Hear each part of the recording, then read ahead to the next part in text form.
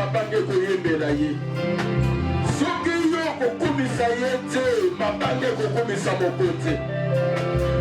Oza na bomoi pete nzambe alingi ozala na bomoi. Aza mokonzi mpo na biso, aza mokonzi le roi des rois notre nzambe na bomoi. Esika ezali tombelaka mongongo na yo bebelebe, oyembelaka nzambe na bomoi, otombelaka nzambe na bomoi. Babanda azali merveille, tombela monene na ye, obisa monene na ye. Il est Dieu, il est roi, il est le tout-puissant, le Père de vie, le créateur de toutes les choses, notre Dieu. Séparer le bonheur pour chanter de mes ailes. Manquer l'amour, le chemin de ton cœur. Ainsi que nos prières. Le soir d'adoration. Tu es le roi des gloires. Notre victoire. Digne du Seigneur. Emmanuel. Le soir d'adoration. Le soir d'adoration. Tu es le roi des gloires. Notre victoire. Digne du Seigneur. Emmanuel. Reçois l'adoration, ô Seigneur. Tu mérites d'être adoré. Oh mon Dieu, tomona te na lokomona te kambe mobali lokola yo nkosi na libota na yuda. Nani akokela likolo na makambo nango nzambe tomona te. Nani akokela ebale monene na bambisi nango nanu tomona te. Nani akokela banzete ebele na bafruit nango nanu tomona te. Nanu namona te namona te. Nani akokreye bambisi ya lolenge na mokili oyo namona. On s'appelle clamer pour le Seigneur. Acclamons le Seigneur. Il est merveilleux. Tu déclares une louange. Vous savez si c'est vrai parce qu'il a permis. Il a donné le main pour que nous puissions l'acclamer. La voix pour que nous puissions le chanter. Et le corps pour que nous bougeons dont nous sommes guéris et remplis de son allégresse dans nos corps. Le nom de la Jésus. Alléluia. Merci Seigneur. Tango yetana. Tuweindai. Etoti mokili yaya tango etana utuweindai. Oh, tosamani lelo kolo wana kotobola komona yo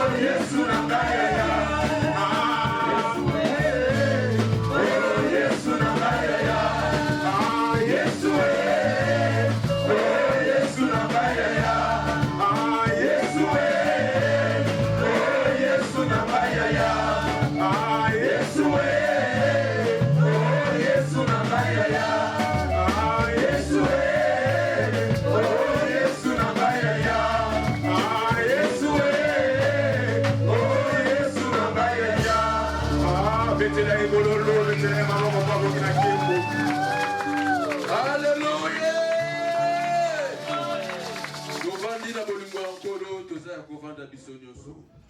Dieu a montré dans l'Ancien Testament à son serviteur Ézéchiel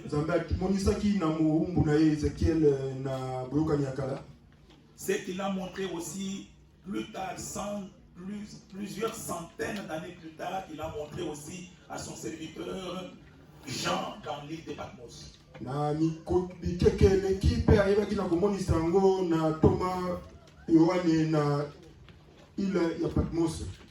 La vision montrait ceci.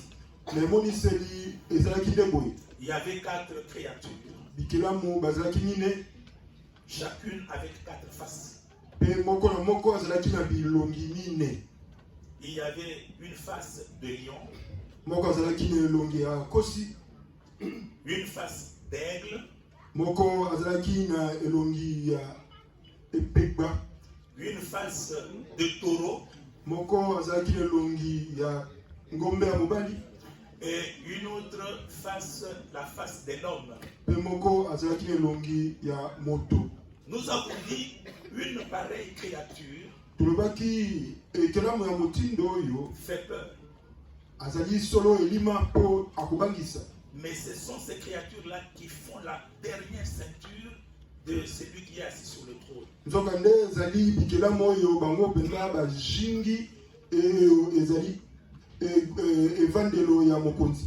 Donc vous venez, mais vous êtes devant un lion. Ou vous êtes devant un taureau. Vous êtes devant un aigle. Ou devant un homme.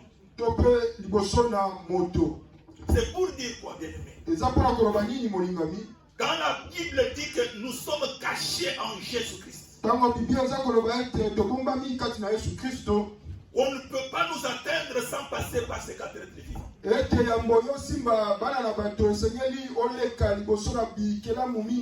Qui peut être en mesure de traverser cette ceinture pour nous toucher là où nous sommes cachés? Nous sommes des intouchables. J'ai dit à quelqu'un, tu es intouchable. Ne crains rien. Nous avons dit quelqu'un avec la face du lion. Bien aimé, nous avons dit que ces 4 attitudes, c'est ce que nous devons être, nous, les disciples de Jésus-Christ.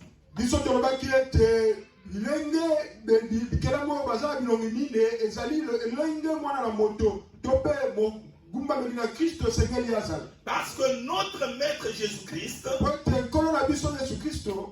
avait adopté toutes ces 4 attitudes quand il était sur la terre.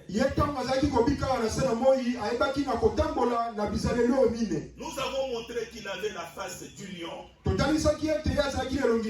Il avait pris cette attitude. D'ailleurs, la Bible l'appelle le lion de la tribu de Juda. Parce qu'il est le roi de rois. De même que dans la forêt, c'est le lion qui est le roi. De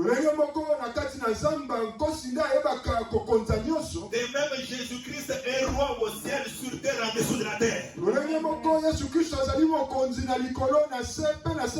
Car il est écrit, tout pouvoir a été donné dans le ciel, sur la terre et en dessous de la terre. Donc Jésus est le lion de la tribu de Juda. Il est le véritable lion. Amen. Nous aussi, en tant que ses disciples, nous sommes appelés à être des lions. Le lion fait trembler, mais il ne tremble pas devant d'autres animaux. C'est à quoi nous sommes appelés.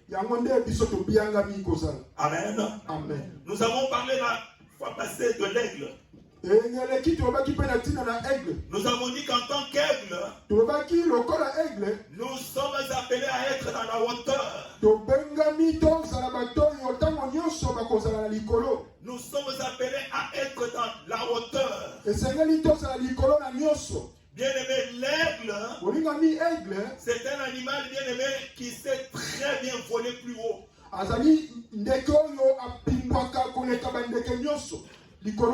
Lorsqu'il vole avec les hiboux, avec les moineaux, avec les chauves-souris, à un certain niveau, les autres s'arrêtent. Mais c'est lui qui va très très très loin. En tant qu'enfant de Dieu, disciple de Jésus-Christ, nous devons aller plus haut. Notre maître a volé plus haut. On a dit de lui qu'on lui a donné le nom qui est au-dessus de tous les noms.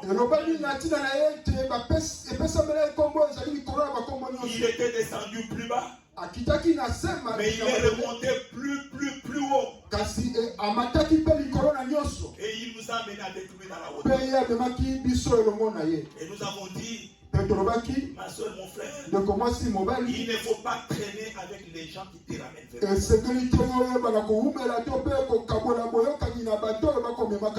Ne traîne pas avec des gens qui ne voient pas la valeur d'être chrétien.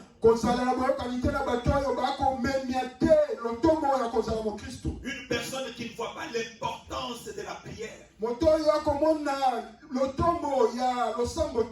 Pour lui, il peut rester à la maison même pendant 2 semaines sans finir à la prière. Ça ne nous dit rien. Ne traîne pas avec un homme pareil ou une femme pareille. Ça, c'est un hibou. Un moineau. Nous devons aller avec ceux qui aiment Jésus-Christ. Je vais entendre un peu un amen. Amen, le bien-aimé. Il faut bien-aimé aller plus haut. Ne traîne pas avec des gens négatifs qui vous montrent que vous ne pouvez pas arriver. Non, c'est difficile. Non, toi tu peux arriver. Parce que tu es enfant de Dieu. Parce que tu es un aigle. Nous avons dit que s'il y a un animal qui sait faire face à la tempête, lorsque le vent souffle, tous les autres oiseaux se cachent dans les branches.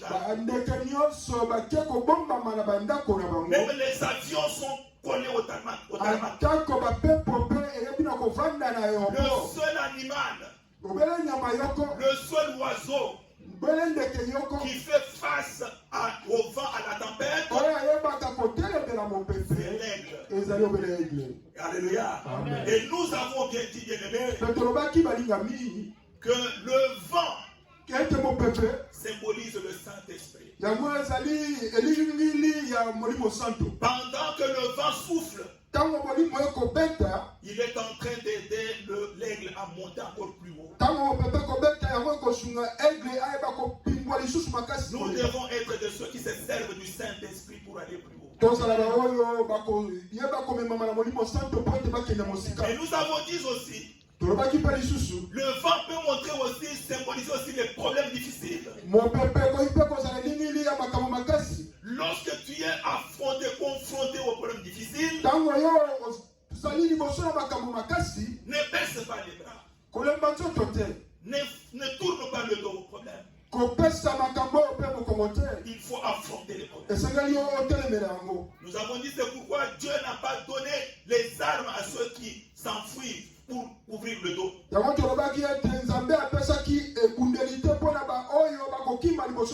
Il a donné les casques pour la tête. Pour la poitrine, il a donné le bouclier. Pour la hanche, il a donné la ceinture. De vérité. Il a donné la cuirasse de justice. Il a même protégé les pieds avec les chaussures. Le zèle de l'évangile. Mais il n'y a aucune arme pour protéger le dos. Parce que Dieu n'a pas besoin de faiblards. S'il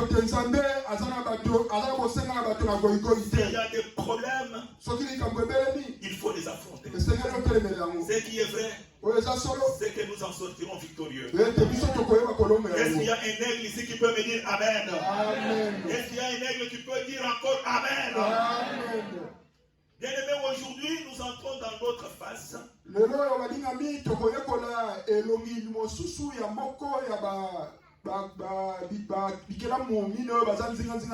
Je pouvais aborder de deux phases qui nous restent.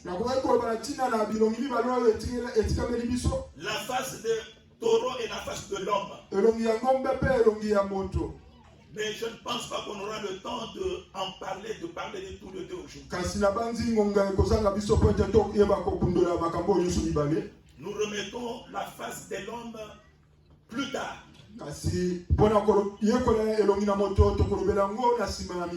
Seulement ce dimanche prochain, je ne peux pas encore en parler. Parce que dimanche prochain, nous avons un pasteur visiteur qui vient du Congo sur notre invitation.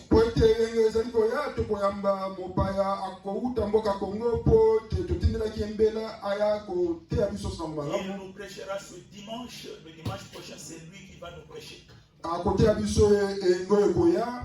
Il m'a demandé si je peux prêcher sur quoi. Je lui ai dit, pasteur, je ne vous donne pas un sujet.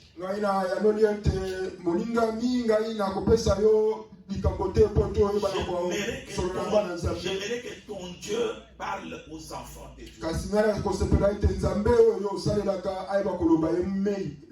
Dimanche, Dieu va te parler. Tu ne connais pas cet homme? Je ne l'ai jamais vu non plus. Je ne l'ai jamais entendu prêcher. C'est le pasteur de Papa Louis, l'un d'entre nous. Nous allons le découvrir. C'est dont je suis sûr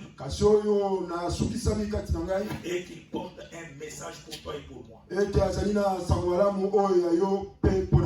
Amen, bien-aimé. Nous allons parler aujourd'hui de la face de taureau. Au verset 4e, nous avons lu: il amènera le taureau à l'entrée de la tente d'assignation devant l'Éternel. Bien-aimé, le taureau, c'est quoi au juste? Le taureau, c'est un animal qui, dans toutes les cultures, symbolise la force.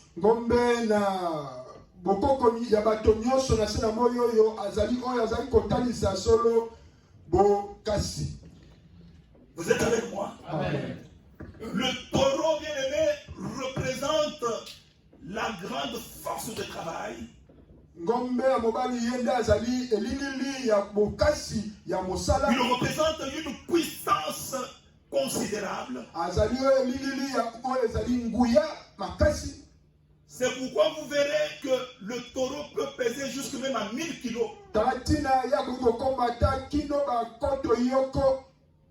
Il est costaud. C'est une bête qui est faite de muscles.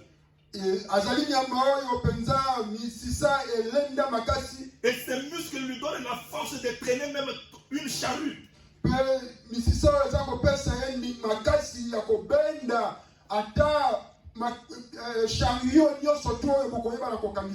Il peut traîner derrière lui un grand poids. À cause de sa puissance, à cause de sa force. Alléluia. Amen. Bien-aimé, le taureau n'est pas nécessairement agressif comme nous pouvons le penser.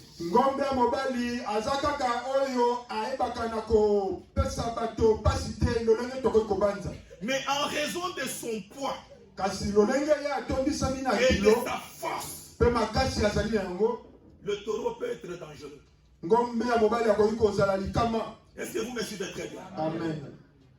Il est tellement puissant Que dans toutes les cultures presque, on l'a symbolisé avec l'un des attributs de notre Dieu. L'un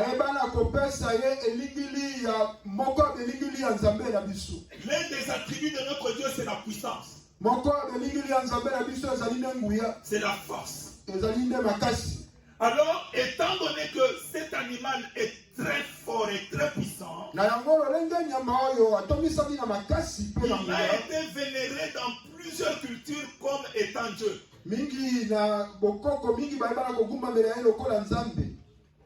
Est-ce que vous m'écoutez très bien? Amen. Donc il a l'un des attributs de Dieu.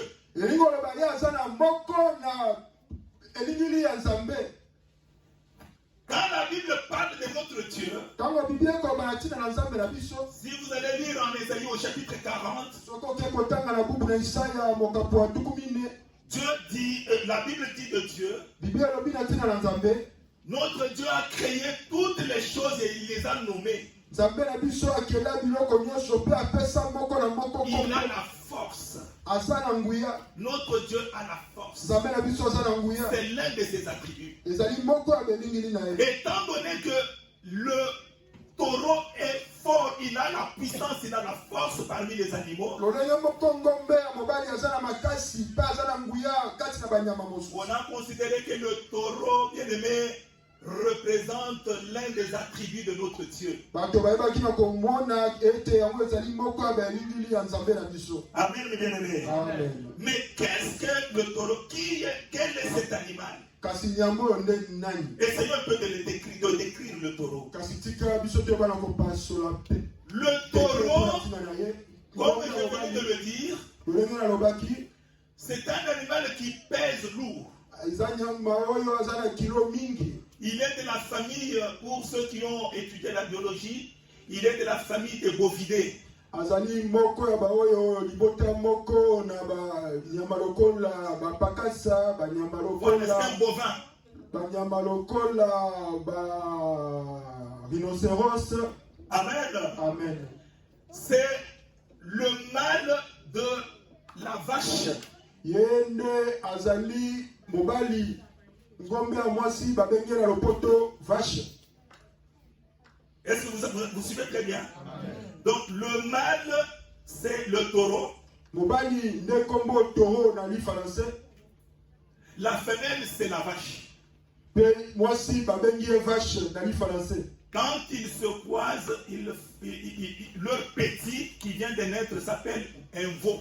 Soki basangani mwana na bango babengaka ye na kombo ya veau. Le veau, c'est un petit taureau de 0 à 8 mois. Veau azali mwana ya taureau oyo azali na basanza euti na sanza yoko kino sanza mwambe. Quand il a dépassé déjà 8 mois, soki ya legisi sanza mwambe, on ne parle plus du veau, bakobenga ye lisusu veau te, on parle du taurillon. Awa kobenga ye taurillon. C'est un jeune taureau. Pona koloba ete elenge moke ya taureau. Mais ce taureau, quand il est castré, kasi taureau yotango bapimi ye makoki ya kobota, on l'appelle bœuf. Awa bakobenga ye bœuf. Est-ce que vous entendez très bien? Amen. On peut le castrer pour le calmer afin de faire de lui un animal de trait. Makoki kopima ye makoki ya kobotisa ngombe ya mwasi po te bakitisa ye makoki bakomisa ye penza lembele bakoka kosala ye mosala bilanga. En ce moment-là, il devient un bœuf. Na ngonga oyo ya komi un bœuf. Amen. Bien aimé, cet animal, il est vénéré et adoré dans beaucoup de cultures comme étant Dieu.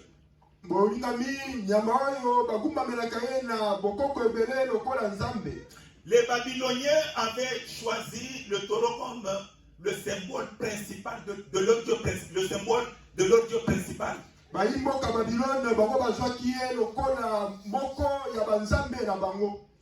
Ils avaient plusieurs dieux, mais le Dieu principal des Babyloniens, c'était le taureau. Même les Égyptiens, les Égyptiens avaient une vénération particulière pour cet animal. Ils lui rendaient aussi des cultes divins. Ils lui donnaient les honneurs qu'on donnait à Dieu. Et cela avait influencé même aussi Israël. Israël a considéré le taureau comme un animal qui avait une grande valeur dans le culte.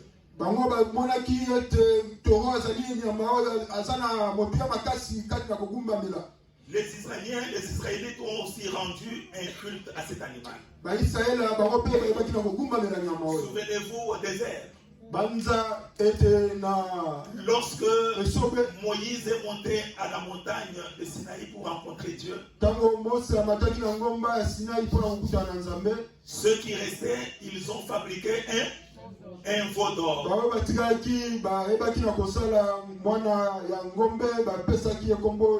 Et ils lui ont voué le culte qu'ils vouaient à Dieu. C'est parce que dans toutes les cultures, cet animal, il avait les attributs de Dieu. Donc même Israël a vénéré et adoré cet animal comme étant un Dieu. Mais pour aller très vite, j'aimerais te dire que cet animal a influencé même l'évangile de Luc.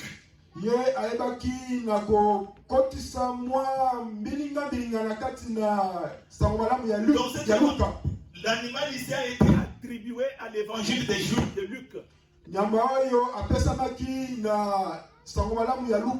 Souvenez-vous, je vous ai dit que tous les 4 évangiles ont été attribués aux 4 faces qu'avait l'être céleste.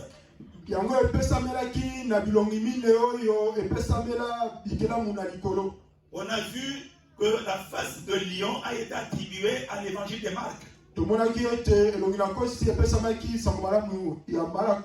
Et je vous ai démontré pourquoi. Je vous ai montré que l'évangile de Matthieu a été attribué au Fils de l'homme. C'est pourquoi ça commence par la généalogie de Jésus.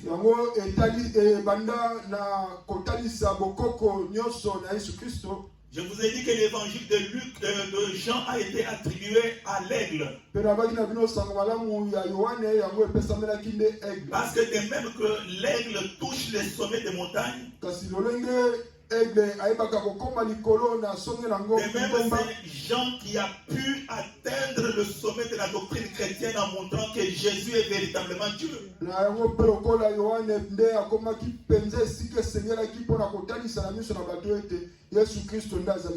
Et pour l'évangile de Luc, l'évangile de Luc a été attribué au taureau. Parce que quand vous lisez au premier verset du commencement de cet évangile, on fait allusion au sacrifice qu'avait fait Zacharie dans le temple.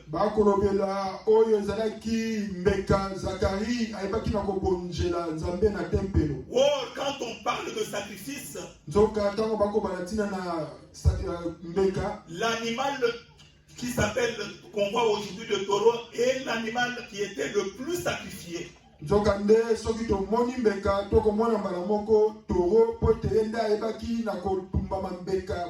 Quand nous lisons la Bible, dans l'Ancien comme dans le Nouveau Testament, on voit qu'il y a des animaux qui ont été vraiment, qui ont fait l'objet de sacrifices.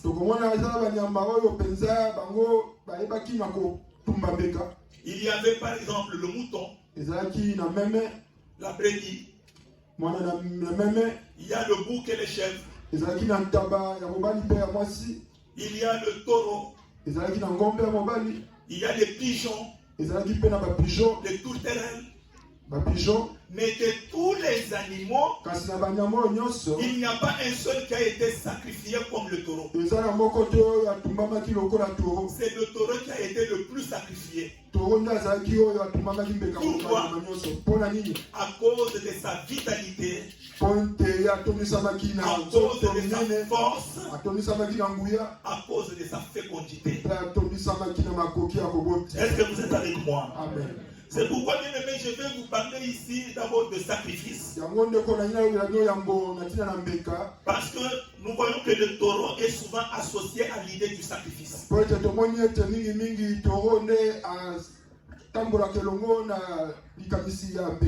Et quand je vais vous parler de sacrifice, je dois vous parler aussi de l'autel. L'autel et le sacrifice marchent de pair.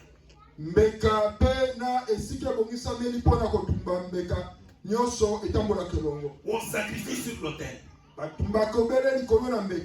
C'est pourquoi je vous ai fait lire là-bas l'autel des holocaustes.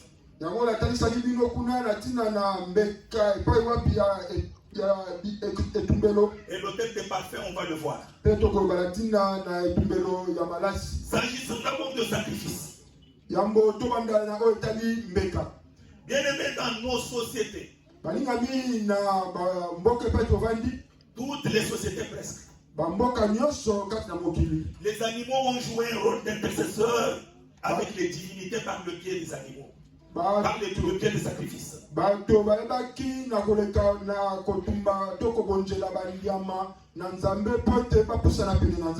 Mais quand on parle de sacrifice, nous devons retenir une chose. Il y a deux catégories de sacrifices. Il y a des sacrifices non sanglants et des sacrifices sanglants. Les sacrifices non sanglants, c'est comme vous voyez, on amène à Dieu les offrandes des gâteaux ou une quelconque nourriture. Et ces sacrifices non sanglants s'appellent la libation. Ça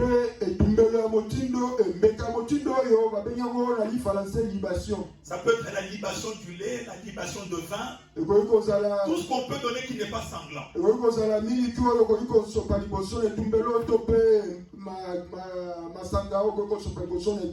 Mais ce genre de sacrifice non sanglant ne parle pas beaucoup en faveur de ceux qui font ces sacrifices. S'il y a un sacrifice qui parle beaucoup en faveur de ceux qui font le sacrifice, qui font l'offrande, c'est le sacrifice sanglant. Le sacrifice sanglant consiste à immoler un animal.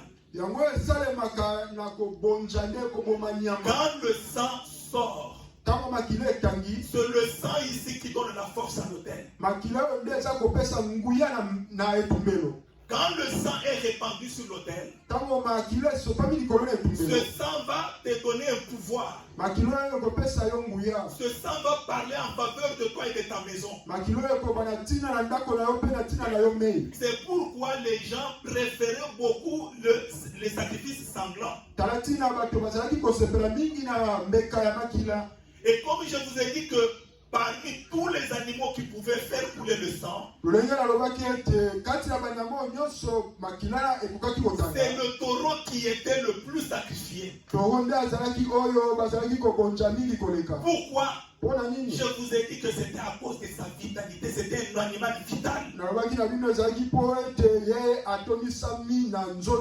Et aussi un animal fécond.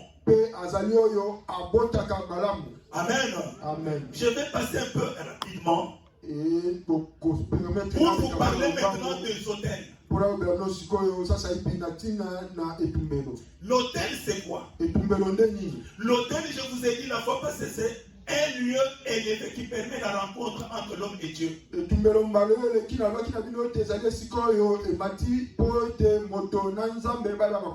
comme dans cette salle. L'autel, c'est le lieu où nous nous tenons ici. C'est enseignant que Dieu descend pour nous bénir.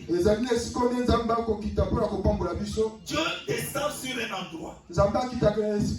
Et à partir de cet endroit, c'est là qu'il va toucher les âmes.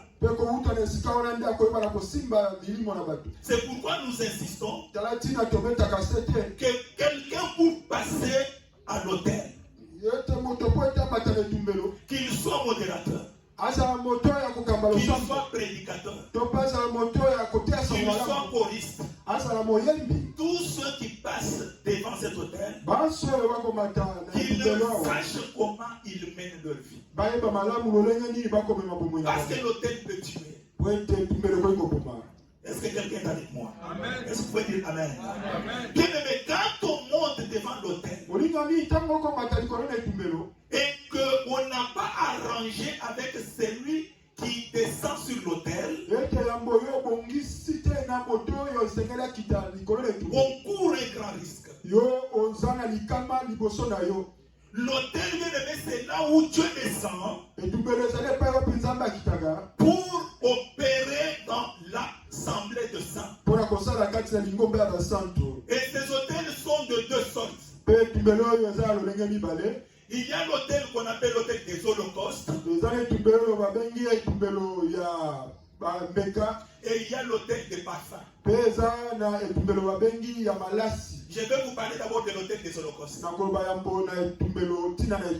un enseignement. Il faudrait que nous puissions bien exploiter cet enseignement.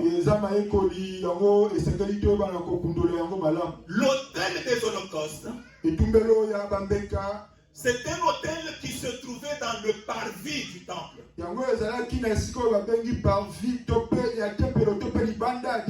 Nous avons parlé autrefois que le temple avait trois parties.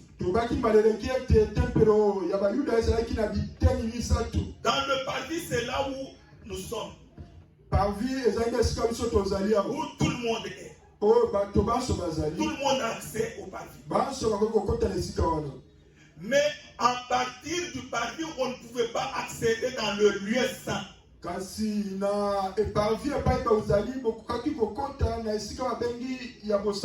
y avait un rideau. Rideau qui ne permettait pas de voir ce qui s'est passé dans le lieu saint.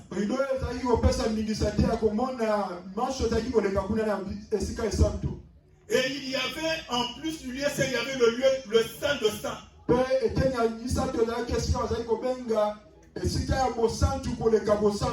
Quand on quitte le parvis, on entre dans le lieu saint. Là, il n'y avait que des sacrificateurs qui entraient. Pas les enfants de Dieu. Seuls les sacrificateurs. Mais pour le saint de saint, il n'y avait que le plus grand sacrificateur qui entrait. Et il y entrait une seule fois par an. Parce qu'on sait comment on entre, mais on ne sait pas comment on peut en sortir. On entrait avec une clochette au pied. Pour que les gens qui sont dans le lieu saint, pour les sacrificateurs qui ne pouvaient pas y entrer, tout le temps que vous passerez là-bas, qu'ils entendent la sonnette sonner. Mais quand tu vas passer un jour, 2 jours, n'entendre plus la sonnette,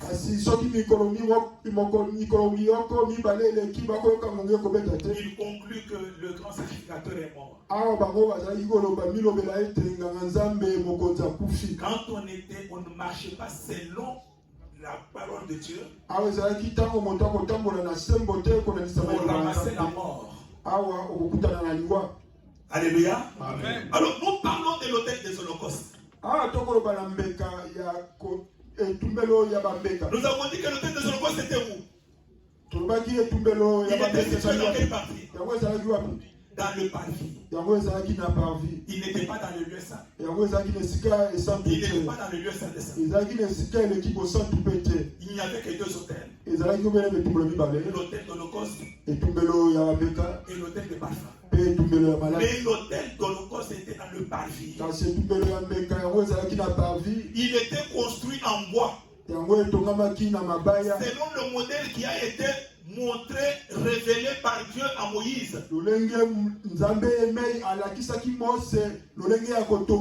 Construisez que cet autel ait des longueurs,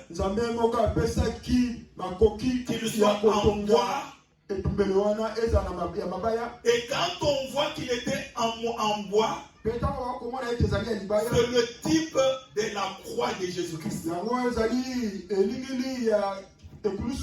La croix qui est l'autel de tous les autels. Amen. Amen. Mais qu'est-ce qui s'est passé sur cet autel des holocaustes? L'autel des holocaustes, c'était tout simplement pour la rémission de péché. Je vais vous en parler quand même pendant quelques temps parce que c'est le point fort de notre message. Nous avons dit que nous devons marcher comme notre Seigneur Jésus-Christ. Notre Seigneur a marché comme le taureau jusqu'à aller sur la croix. Mais nous aussi sur les pas, nous sommes des taurions. Nous sommes des petits taureaux. Qu'est-ce qui s'est passé? Il y avait ce qu'on appelle la tente d'assignation.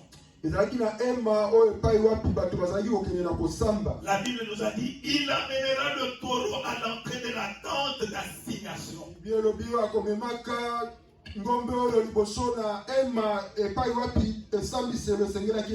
La tente d'assignation, c'était là où on devait trouver l'arche de l'alliance quand le peuple était encore en train de marcher sans être stable quelque part. Là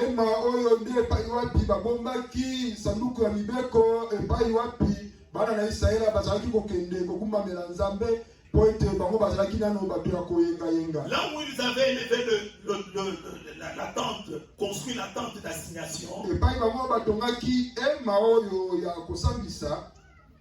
il y avait ces trois parties.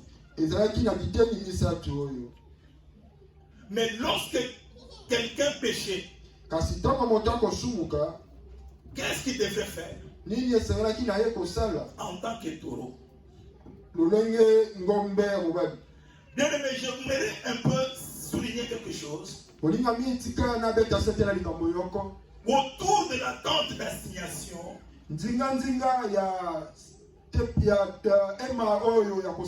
il y avait toutes les 12 tribus d'Israël. Un peu à distance, bien sûr.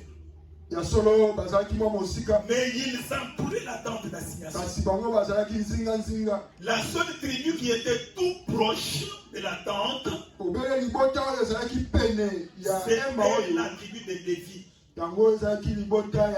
Parce que eux étaient destinés à la fonction de l'autel.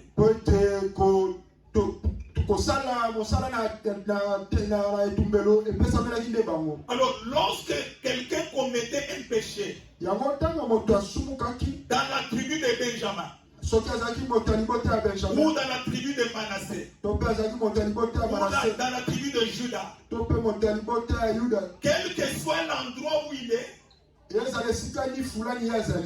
devait chercher où se trouve l'entrée de la tente d'assignation.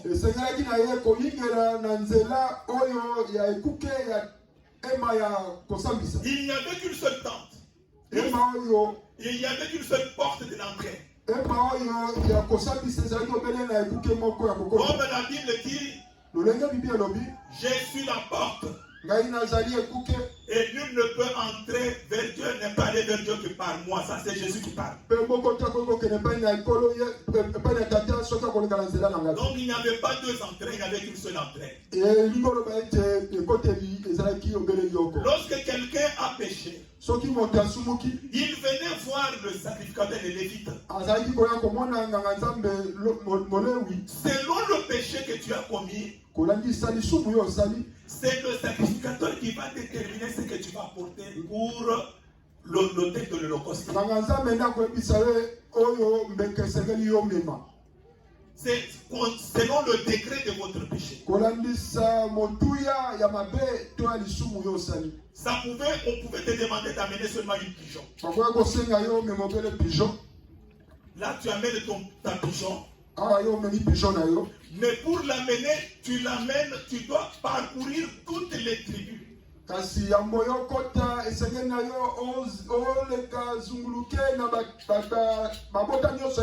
Pour aller jusqu'à l'entrée de l'assignation, de la tente d'assignation. Ce qui fait que tout le monde de toutes les tribus devait voir, ah, celui-là a péché.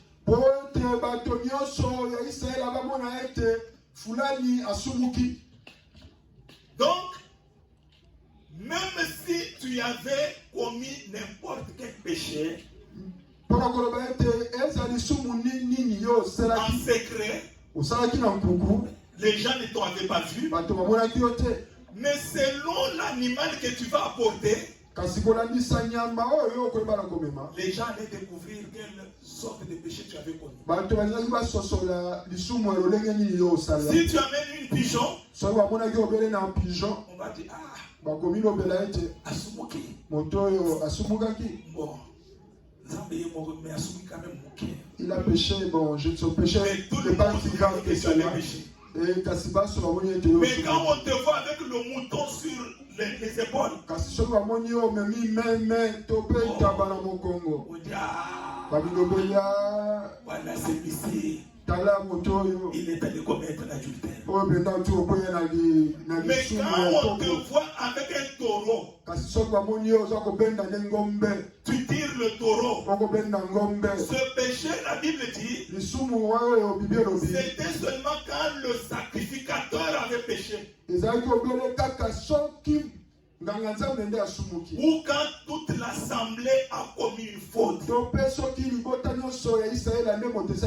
c'est-à-dire que quand quelqu'un traînait un taureau, vous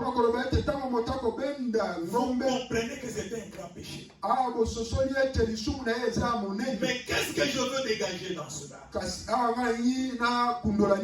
Dieu avait fait en sorte que lorsque les gens approchent vers l'autel de l'Holocauste pour implorer le pardon de Dieu, qu'ils aient honte, qu'ils ressentent la honte, traverser toutes les tribus avec le mouton sous les épaules, les yeux tournés vers le bas, tu défies tout le regard. Tu te dis, mais je ne peux faire que ça, il n'y a pas de problème. Et quand tu arrives, le sacrificateur égorge l'animal. Il prend le sang, il asperge sur l'autel. C'est ce sang qui va obtenir le pardon pour toi.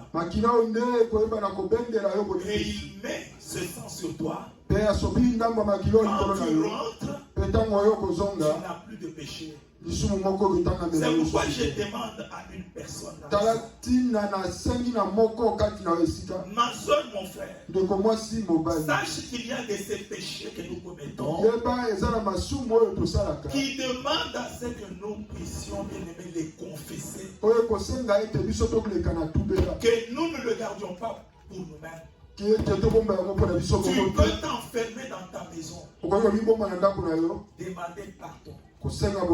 Mon Dieu, pardonne-moi. J'ai fait ça, j'ai fait ça.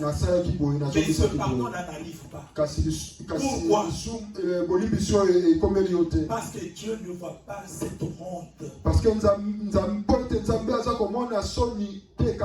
Est-ce que vous êtes avec moi? Amen. Donc il faut que Dieu voit un peu ta honte dans cela. Je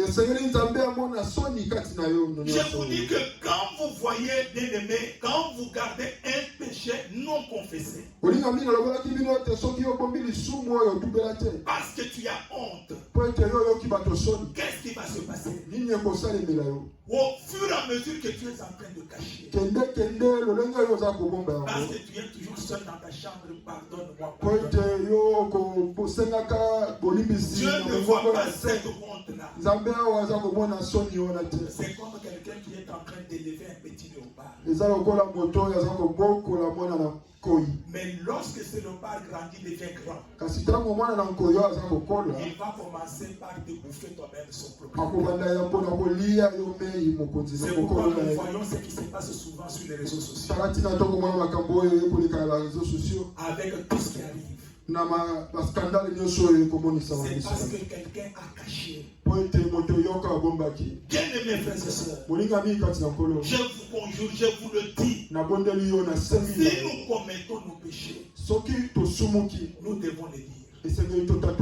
Dieu a dit dans le livre des Actes des Apôtres, au chapitre 19, verset 18, tous ceux qui avaient cru, ils allaient auprès des apôtres, ils confessaient et déclaraient ce qu'ils avaient fait, et ils apportaient même le livre magique. Tous ceux qui les avaient servis au péché, ils les amenaient et ils les apportaient devant au pied des apôtres. Quelle honte de voir une sœur qui avance pour dire qu'elle se livre à la masturbation. Mais elle amène aussi tous ces instruments, des diffamations et autres, qui l'aident dans ce péché. C'est ça la honte. La Bible dit, j'aimerais qu'on le lise un peu dans le livre dans Job. Concernant ce que j'ai dit, Job 31. Job chapitre 31, verset 33 dit quoi? Nous allons lire concernant ce que je dis ici pour... Vous allez entendre ce que Job dit.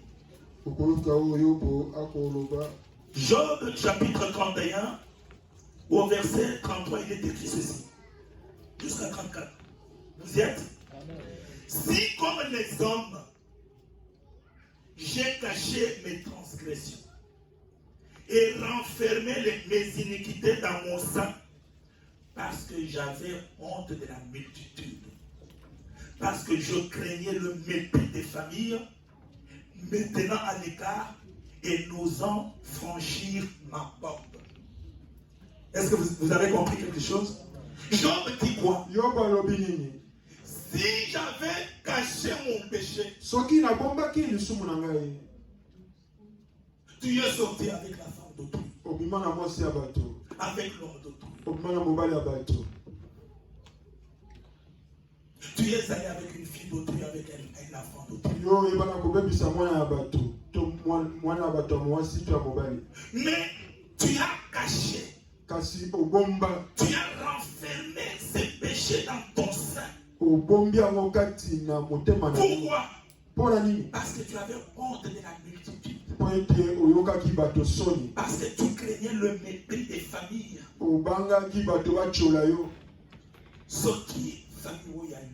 Si cette famille entend cette chose, pour qui elle me prendra? C'est moi qui viole les petits enfants, les petites filles. C'est moi qui abuse des petits enfants. Si les gens apprenaient ça, que c'est moi qui vais avec les femmes d'autrui, je ne fais pas le dire. Ça, je garde. Moi avec mon Dieu. Mon Dieu, pardonnez-moi. Tu as caché ton péché. Et comme tu as caché, au fur et à mesure que tu passes, Ma soeur, mon frère, ce péché va te rattraper un jour. Est-ce que quelqu'un peut m'entendre? Est-ce que quelqu'un m'entend bien? Amen. Ma soeur, mon frère, c'est pour cela que Dieu avait fait l'autel des holocaustes. C'est pour que tous ceux qui péchaient, ils ne puissent réaliser ce qu'ils avaient fait en portant leur honte. Bien-aimé, ne sois pas incrédule. Reçois cette parole et les frères. Tant que tu caches, tu penses que personne ne te voit. Et tu penses que personne ne me verra. Tu es allé en Hollande. Tu as dit à ta femme, je pars en Hollande. Elle ne peut pas te voir. Mais tu as fait des histoires. Ma soeur, tu es allé au Congo. Tu as fait des histoires. Loin de ton mari. Loin de l'église. Même si personne ne t'a vu, l'œil de Dieu t'a vu. Si tu n'ouvres pas ta bouche pour avoir la honte sur toi, mieux vaut avoir la honte et vivre plutôt que de mourir sans avoir parlé. Amen, bien-aimé. Chez nous, dans mon village, il y a un dicton qui dit, une sagesse qui dit, je traduis, la mouche qui a la honte, on va l'enterrer avec le cadavre. Vous voyez, on a déjà sur le moment de couvrir la terre. Mais la mouche est sur le cercueil. Au lieu de sortir, il a honte. On va l'enterrer avec le cadavre. Bien-aimé, il faut mettre cette parole en pratique. Ça, c'était l'autel de l'Holocauste. Le deuxième autel, c'était l'autel de parfum. L'autel de parfum, bien-aimé, il était situé non pas dans le parvis, mais dans le lieu saint. Si vous lisez dans, je crois, dans Apocalypse au chapitre 8, verset 3, vous allez lire à la maison. Même quand Aaron entrait pour cet hôtel-là, il entrait avec l'ascensoir. C'est un hôtel sur lequel on brûlait on ne brûlait pas les animaux, mais des choses qui dégagent une bonne odeur.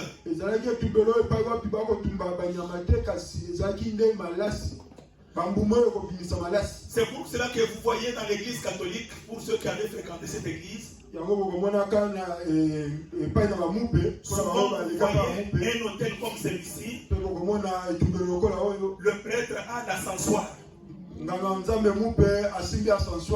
Il fait ça comme ça. Il arrive, il fait ça comme ça. Vous avez déjà vu? Amen. Ça, c'est ce qui se passe dans le lieu saint. C'est un lieu pour ascenser Dieu, pour glorifier, pour adorer Dieu. Là, le sang n'y entre pas. Là, ce sont les prières. C'est l'adoration. Bien-aimé, mais sans aller plus loin, l'apôtre Paul nous dit au sujet de tous les sangs qui a coulé sur l'autel des holocaustes qu'il était impossible que le sang des taureaux, des boucs, tous ces sangs qui coulaient, il était impossible que ces sangs ôtent nos péchés. C'est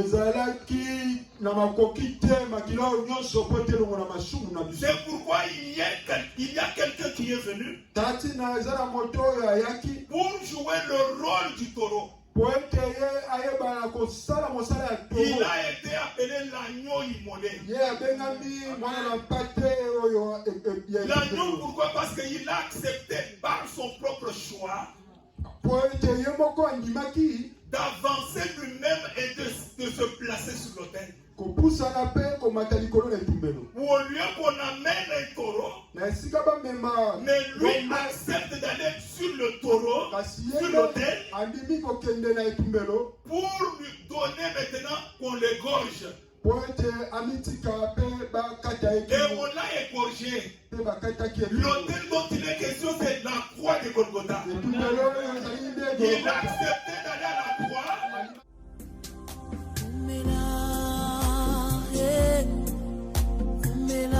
Seko na seko,